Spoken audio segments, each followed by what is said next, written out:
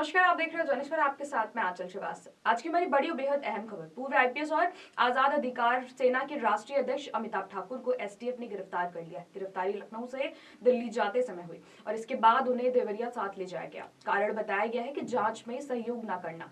लेकिन ये सिर्फ एक गिरफ्तारी का मामला तो नहीं है। ये कहानी है एक ऐसे अधिकारी की जो अपने विवादित बयानों, आरोपों और कानूनी लड़ाइयों के कारण हमेशा सुर्खियों में रहे। पूर्व आईपीएस और आजाद अधिकार सेना के राष्ट्रीय अध्यक्ष अमिताभ ठाकुर एक बार फिर से चर्चाओं के केंद्र में। लखनऊ पुलिस के एसटीएफ ने उन्हें रात में गिरफ्तार किया जब वे लखनऊ से दिल्ली जा रहे थे। ट्रेन शाहजहांपुर पहुंची और यहीं से एसटीएफ की टीम ने उन्हें उतारा। इसके बाद उन्हें सीधे देवरिया ले जाया गया, जहां उन पर कुछ दिन पहले मामला दर्ज हुआ था। एसटीएफ का कहना है कि अमिताभ ठाकुर जांच में सहयोग नहीं कर रहे थे, इसीलिए ये गिरफ्तारी की गई। कौन है अमिताभ ठाकुर? क्यों बार बार विवादों में घिरते हैं? क्यों सरकार उनसे असहज है? और आखिर ये गिरफ्तारी किस पृष्ठभूमि में हुई है? अब सुनिए इस कहानी के वो पहलू जो इसे और भी महत्वपूर्ण बनाते हैं। अमिताभ ठाकुर 1993 बैच के आईपीएस अधिकारी रहे। करियर की शुरुआत से ही उनकी छवि एक आलोचक और एक खुले तौर पर सवाल उठाने वाले अधिकारी के रूप में रही है।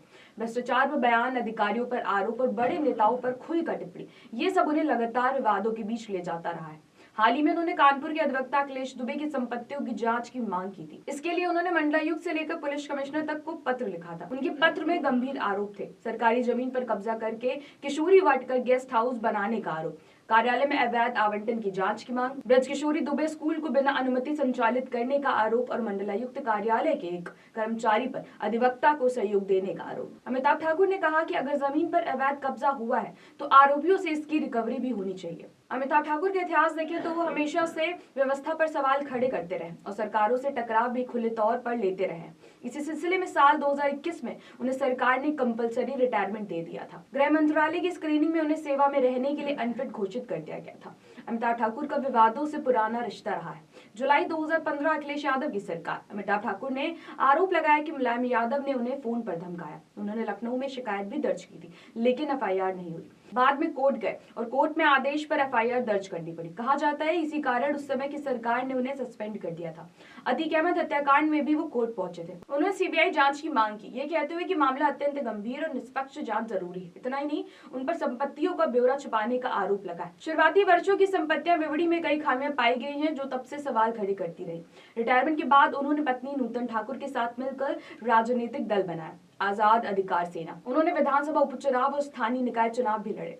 अब बात करते हैं ताजा गिरफ्तारी की। एसटीएफ का कहना है कि देवरिया में दर्ज केस में उन्हें बार बार नोटिस भेजे गए, लेकिन वो जांच में सहयोग नहीं कर रहे थे। रात में ट्रेन से दिल्ली जाते समय उन्हें शाहजहांपुर में रोकना पड़ा और फिर उन्हें हिरासत में लेकर देवरिया पहुंचाया गया। ये गिरफ्तारी ऐसे समय पर हुई जब वो कई गंभीर आरोपों और भ्रष्टाचार से जुड़े मामलों पर सरकारी संस्थाओं की कार्यप्रणाली पर सवाल उठा रहे थे। उनकी गिरफ्तारी ने राजनीतिक हलकों में नई हलचल पैदा कर दी है। क्या ये कानूनी कार्रवाई है या विरोधों का आरोप सही है कि एक तरह का दबाव? ये बहस अब तेज हो गई है। फिलहाल एसटीएफ अपनी कार्रवाई को कानूनी प्रक्रिया बता रही और अमिताभ ठाकुर की टीम इसे प्रशासनिक प्रतिशोध बताने के संकेत दे रही। अगले कुछ दिनों में इस पूरे मामले का बड़ा अपडेट सामने आ सकता है। तो ऐसे देश और दुनिया की बड़ी खबरों पर नजर रखने के लिए आप जुड़े रहिए जनहित के साथ। नमस्कार।